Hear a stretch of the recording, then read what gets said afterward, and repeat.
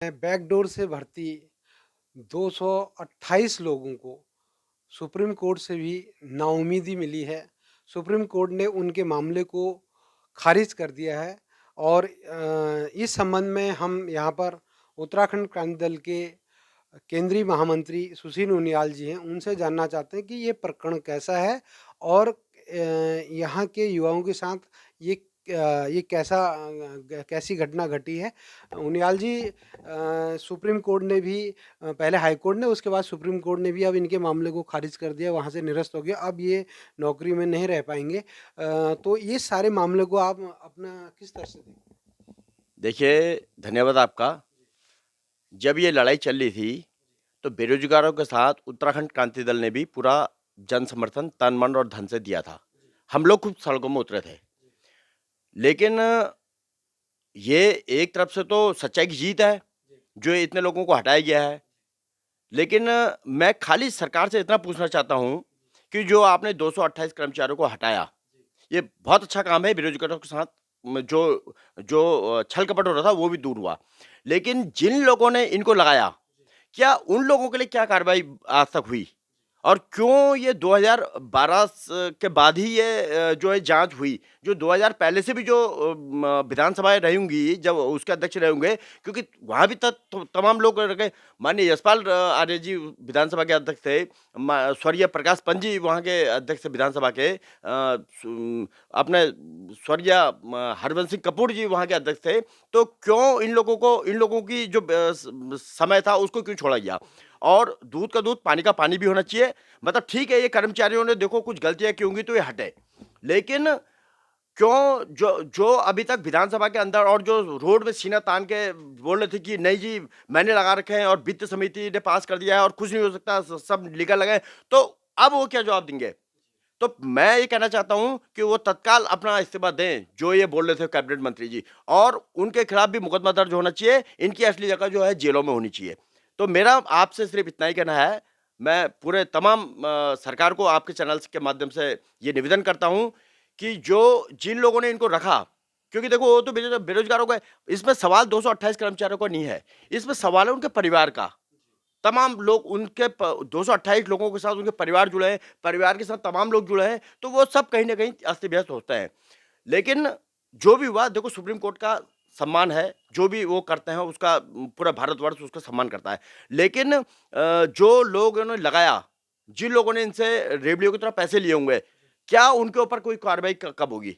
तो हम ये चाहते हैं कि उनके ऊपर भी कार्रवाई हो, और जो जो जो विधानसभा जो इन्होंने बचाई, मतलब जब से राज्य बना था तब से विधानसभा की जांच हो। और अन्य डिपार्टमेंट जो है वहां भी ये तमाम ये हाल है। तो हम आपके चैनल के माध्यम से ये भी कहना चाहते हैं कि देखो, हमने आप ही लाइव डिबेट जब हम हमारी चल रही थी तो आप हमारे तक पूरा गए थे। हमने गोलजू दरबार में एक अर्जी लगाई थी और आप उसके साथ-साथ गवाह हैं, क्योंकि आपके चैनल ने पूरा वो रिकॉर्डिंग भी किया था। हमने वहां पर गोलजू दरबार के साथ हाथ जोड़ के निवेदन किया था कि ये तमाम भी जो जो अनलीगल लोग लगे हैं उनको तत्काल न्याय दो। तो ये न्याय मिला है, ये न्याय की जीत है, सच्चाई की जीत है। दूसरा, रितु खंडूरी जी जो विधानसभा अध्यक्ष हैं, उन्होंने इसको 2012 के बाद का ही लिया है। उससे पहले भाजपा की 2012 से 2007 से 2012 तक, तब उनके पिता जो है भुवन चंद्र खंडूरी जी मुख्यमंत्री थे। उसके बाद रमेश पोखरियाल निशंक वो रहे। फिर तीसरी बार फिर उसी कार्यकाल में जो है खंडूरी जी फिर बने। उस कार्यकाल के और उससे पहले जो कांग्रेस का कार्यकाल था, उन लोगों को जो है पक्का कर दिया है। तो अगर उनको पक्का किया है तो इन लोगों के साथ क्यों अन्याय हुआ? इनको भी तो कहीं पक्का होना चाहिए था। बिल्कुल, बिल्कुल। मैं वही चीज़ बताना चाहता हूँ कि जब 2000 के बाद की जो जाँचें हुई हैं, जो कर्मचारी को हटाया, क्या 2000 के जो पहले लगे थे वो क्या वो लीगल से लगे हैं क्या? क्या उनको इन्होंने ऐसा वो प्रमाण पत्र दे दिया कि तुम लीगल लगे हो? क्यों मतलब ठीक है, अगर लीगल भी होंगे तो उनकी जाँच क्यों नहीं हुई? उससे पहले माननीय खंडूरी जी की सरकार रही है, निशंक जी भी मुख्यमंत्री रहे हैं, 2 साल के, फिर माननीय खंडूरी जी रहे, एनडी तिवारी जी की सरकार रही।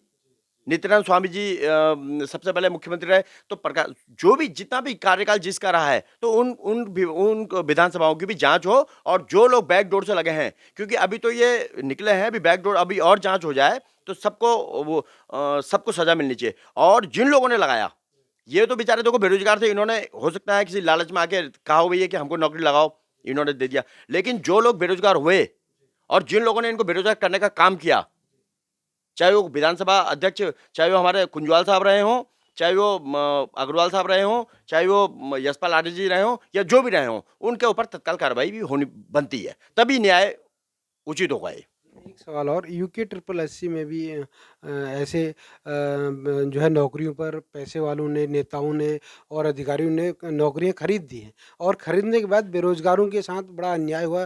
बेरोजगार ये समझते थे कि हमने शायद मेहनत कम की है, लेकिन उन्हें क्या पता था कि वो उनकी योग्यता कम नहीं थी, बल्कि ऊपर से नोटों का वजन ज़्यादा था, नोटों का भार ज़्यादा था, जिसकी वजह से उनको नौकरी नहीं मिली। तो यूके ट्रिपल एससी में जो छूट रहे हैं, उनके बारे में आप क्या कहना चाहेंगे? देखिए, यूके ट्रिपल एससी, मैंने आपको बताया ना कि ये आंदोलन विधानसभा का हो, यूके ट्रिपल एससी का मामला हो, उत्तराखंड क्रांति दल ने बेरोजगारों के साथ कंधे से कंधा मिलकर लड़ाई लड़ी, और कहीं ना कहीं देखो कुछ जीत तो मिली है। लेकिन जो यूके ट्रिपल एससी में जो जो लोगों को जो रोजगार, मतलब जिन लोगों ने बैकडोर के माध्यम से भर्तियां लगाई, चाहे वो उत्तरकाशी से हमारे जिला पंचायत हो, या अब जो पूरा बंदूक मतलब सब कुछ इन्होंने वर्जन इसके ऊपर उनके ऊपर रख दिया है कि सब कुछ करता था तो वही थे। मतलब क्या हकाम सिंह जी के ऊपर और कोई नहीं था क्या? अब देखिए सब लोगों की जमानत हो गई है, एक कुछ लोग बचे हैं, तमाम तार इसके यूपी से भी जुड़े रहे, अन्य राज्यों से भी जुड़े रहे। तो आखिर हमारा राज्य में ऐसा क्या हो गया कि हमारे लोग तो बेरोजगार दर दर भटक रहे हैं, और बाहर के लोगों को इन्होंने पैसे लेकर नौकरी दे दी।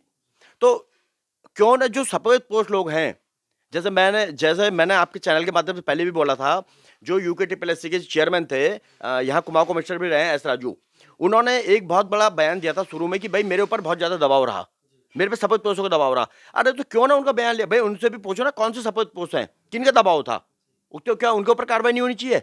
तो ऐसा है, छोटी छोटी मछलियों के ऊपर तो उन्होंने कार्रवाई कर दी है, लेकिन जो बड़े बड़े मगरमच्छ हैं उनके ऊपर भी कार्रवाई होनी चाहिए। और उत्तराखंड की सरकार तभी ये थोड़ा सा लगेगा जीरो टॉलरेंस की सरकार, जब ये बड़े लोगों पे कार्रवाई बनेगी, चाहे वो किसी भी पार्टी का हो, वो किसी भी पार्टी का हो, उसके ऊपर कार्रवाई होती है और जनता उनके साथ रहेगी। ये थे सुशील उनियाल जी। उनका कहना है कि जो भी दागी है, जिसने गलत किया, उन पे कार्रवाई होनी चाहिए, और जो बेरोजगार हैं उनके साथ बहुत गलत हुआ, शोषण हुआ है। सच की तोप के लिए हल्द्वानी से महेंद्र नेगी।